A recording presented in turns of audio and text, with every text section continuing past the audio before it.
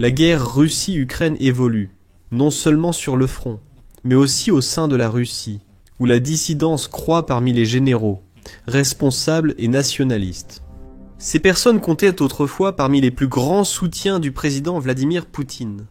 Aujourd'hui, alors que le Kremlin continue d'avancer aveuglément et obstinément, avec son invasion de plus en plus coûteuse et insoutenable, refusant d'admettre ses échecs ou d'adapter ses tactiques, ces mêmes personnes commencent à critiquer la direction de leur pays. Dans un pays comme la Russie, où les voix dissidentes sont souvent immédiatement réduites au silence. Et beaucoup de membres du public ont peur de dire quoi que ce soit qui va à l'encontre du gouvernement. C'est une grande histoire. C'est le signe qu'après plus de 3 ans de guerre et toutes les pertes terribles, même les plus fervents soutiens de Poutine commencent à douter. Et plus cette vague de contestation grandit, plus il sera difficile pour le Kremlin de la surmonter. Maintenant, l'une des figures clés à l'origine de la récente montée du ressentiment et de la frustration envers le Kremlin est Igor Guerkine, également connu sous le pseudonyme d'Igor Ivanovitch Strolkov, Strolkov signifiant tireur ou homme armé en anglais. Ancien vétéran de l'armée russe et ex-officier du service fédéral de sécurité Guerkine, a joué un rôle clé dans l'annexion de la Crimée par la Russie en 2014. Il a également été l'une des figures clés dans l'aggravation de la guerre du Donbass, allant même jusqu'à se qualifier lui-même de celui qui a appuyé sur la gâchette de cette guerre. Après avoir mené un groupe armé de militants russes, dans la ville de Sloviansk, dans la région de Donetsk, en Ukraine, Guerkine est un ultranationaliste qui a consacré toute sa vie à son pays. Lorsque les forces russes ont envahi l'Ukraine en 2022, il fut l'une des voix les plus pro-guerre du pays. Il s'est fait connaître nationalement comme blogueur militaire, utilisant Telegram pour partager ses opinions sur l'invasion. Bien qu'il souhaite la réussite de la Russie et la prise de territoires comme Donetsk et Luhansk, Guerkine a vite critiqué la façon dont le Kremlin menait sa campagne. En avril 2022, quelques semaines après l'invasion, Guerkine a affirmé que la Russie devait mobiliser massivement pour espérer gagner la guerre. Peu de temps après, il a déclaré « Sans au moins une mobilisation partielle de la Fédération de Russie, il sera impossible et extrêmement dangereux de lancer une offensive stratégique en profondeur contre la soi-disant Ukraine. » En septembre 2022, le ton de Guerkine était passé du pessimisme à un défaitisme total. Il a annoncé une défaite totale pour la Russie à ses centaines de milliers de fans. Nous avons déjà perdu. Le reste n'est qu'une question de temps. Au fil du temps, Guerkine a continué à critiquer les décisions militaires de la Russie, concentrant la plupart de ses attaques sur ceux qui sont tout en haut de la hiérarchie. Comme l'ancien ministre russe de la Défense, Sergueï Choïgou, que Guerkine a déclaré devoir être exécuté par un peloton d'exécution, et même Poutine lui-même. Il a même créé un groupe avec d'autres nationalistes mécontents, dont Maxime Kalichnikov, appelé le Club des Patriotes en colère. Guerkine a été autorisé à se permettre ce genre de critique pendant un certain temps, car il avait une grande base de fans nationalistes fidèles. Le Kremlin aurait craint les conséquences d'arrêter ou punir une personnalité aussi populaire. Finalement, les dirigeants russes ont estimé que cela suffisait. Le 21 juillet 2023, Guerkine a été arrêté par les autorités pour des accusations d'extrémisme. Peu de temps après avoir traité Poutine de lâche inutile et l'avoir exhorté à démissionner de la présidence. Il a été condamné en 2024 et est derrière les barreaux depuis. Mais il n'est certainement pas resté silencieux. Il a continué à écrire des lettres et à faire des déclarations sur la façon dont il ressent l'évolution de la guerre, et ses critiques à l'égard de la direction de la Russie ont persisté. Guerkine a récemment demandé « Si nous ne pouvons pas gagner la guerre, devons-nous l'abandonner ?» Il poursuit en soulignant les conditions extrêmement graves et en constante détérioration du conflit, en disant « Malheureusement, je ne vois aucune perspective de victoire rapide sur l'Ukraine, ni même si cela arrivera un jour. Quelqu'un doit être tenu responsable des plans irréfléchis, déconnectés de la réalité opérationnelle, ayant causé de graves défaites et d'énormes pertes. » Il y a beaucoup de preuves pour étayer le point de vue de Guerkine. Les statistiques montrent, par exemple, que la Russie a déjà subi bien plus d'1 million de pertes à ce stade, et ce nombre augmente chaque jour. Sur toute la ligne de front, les commandants du Kremlin continuent d'envoyer des hommes à la mort, traitant les troupes comme de la chair à canon remplaçable. Ces forces n'obtiennent que de maigres gains dans de nombreuses zones, sacrifiant des dizaines, voire des centaines de vies, pour de minuscules parcelles de territoire. Un soldat russe, nommé Alexandre Zaborowski, a récemment résumé la situation dans un message sur Telegram, décrivant l'imprudence de ceux qui sont au pouvoir et l'inutilité de leurs efforts en première ligne.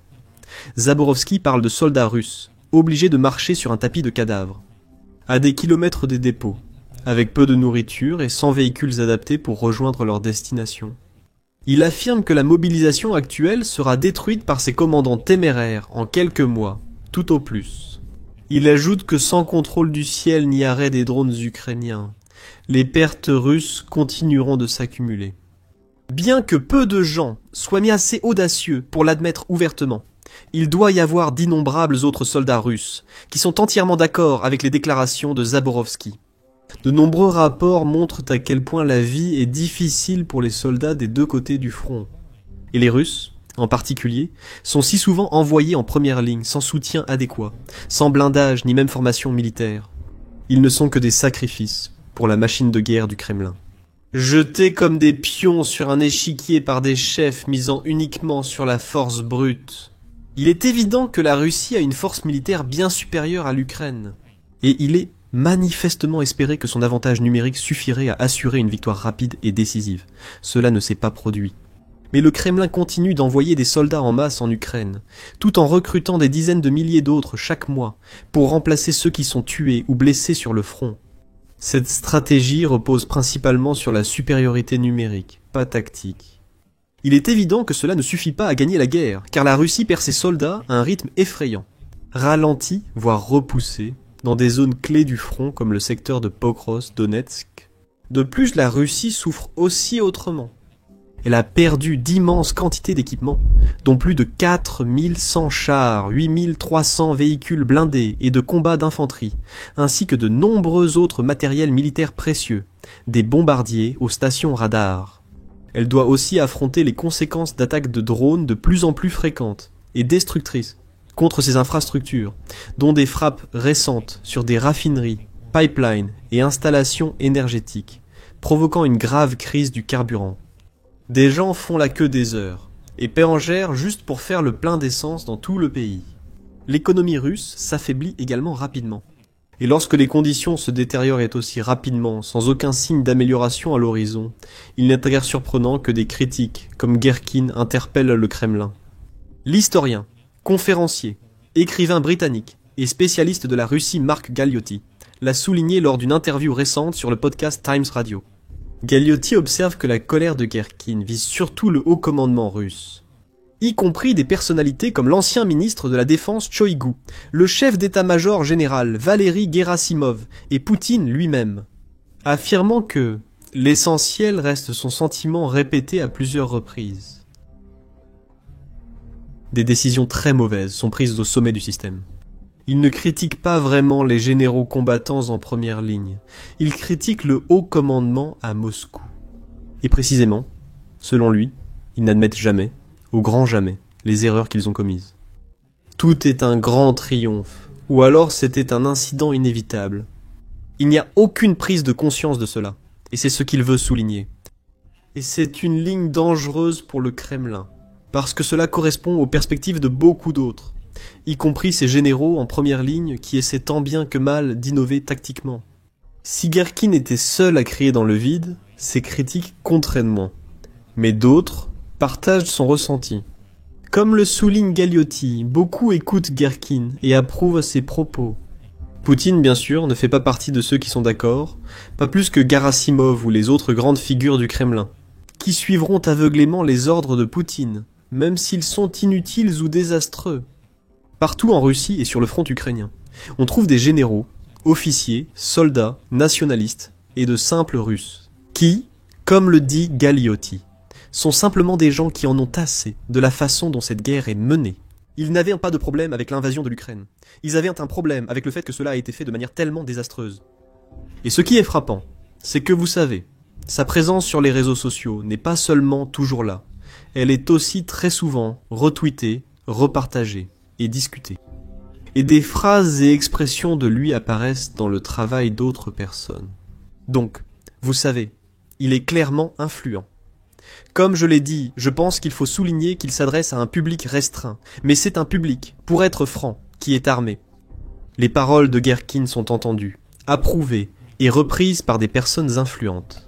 Des gens comme les généraux russes, qui en ont tout simplement assez de mener une guerre qui ne mène nulle part, et suivre des ordres qui n'apportent aucun résultat. Il est facile de comprendre leur frustration. À première vue, l'Ukraine face à la Russie ressemble à un poids léger défiant un poids lourd.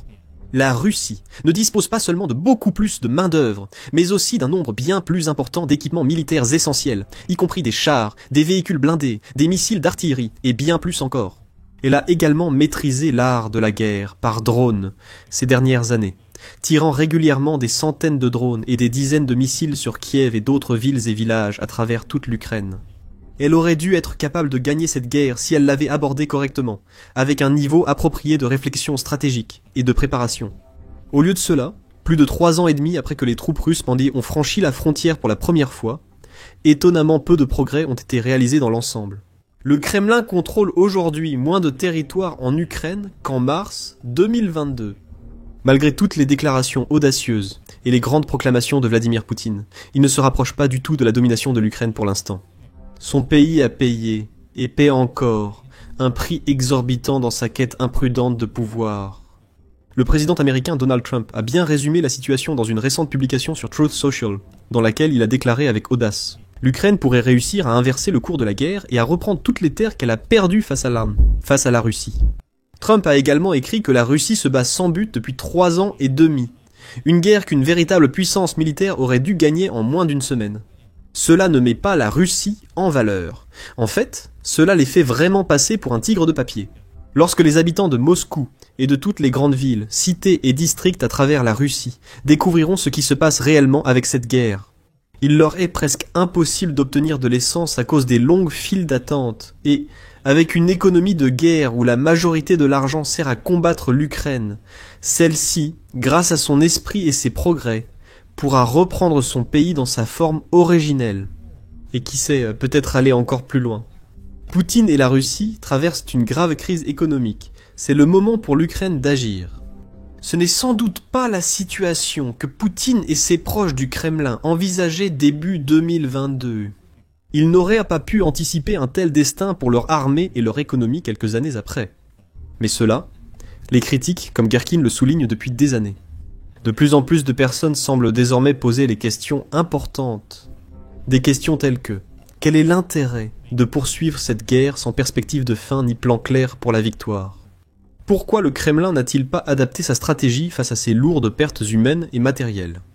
Et comment l'Ukraine a-t-elle pu frapper continuellement et efficacement des infrastructures énergétiques aussi précieuses et importantes sur l'ensemble du territoire russe?